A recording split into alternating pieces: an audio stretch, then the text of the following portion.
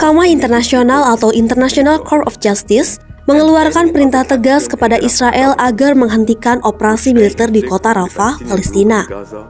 Keputusan tersebut dibuat karena ada kekhawatiran evakuasi militer Israel tidak cukup melindungi warga sipil. Presiden Mahkamah Internasional Nawaf Salam mengatakan, para hakim tidak yakin kalau upaya evakuasi dan tindakan terkait yang dilakukan Israel bisa mengurangi risiko besar bagi warga sipil di Rafah. Sementara Rafah, yang terletak di Gaza Selatan dekat perbatasan dengan Mesir, menampung sekitar 1,4 juta pengungsi Palestina. Baru-baru ini, sekitar setengah dari jumlah tersebut diperintahkan Israel untuk meninggalkan kota ketika tank dan pasukan Israel masuk ke wilayah timurnya.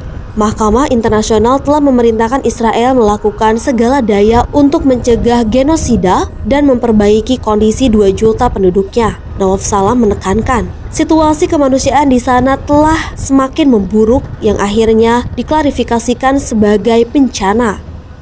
Sementara itu, Afrika Selatan yang mengajukan tuduhan genosida terhadap Israel di Mahkamah Internasional pada bulan Desember meminta agar hakim memerintahkan operasi militer di Rafah dihentikan. Mereka yang selamat sejauh ini menghadapi ancaman kematian, sehingga diperlukan perintah dari pengadilan untuk menjamin kelangsungan hidup mereka.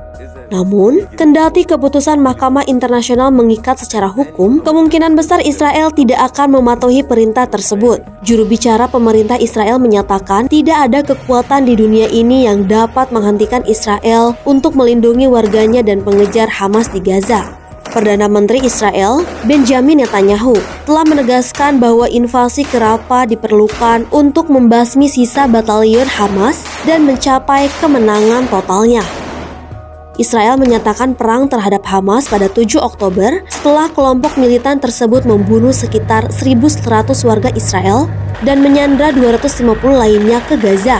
Hampir 8 bulan pertempuran telah menewaskan lebih dari 35.000 warga Palestina yang didominasi wanita dan anak-anak.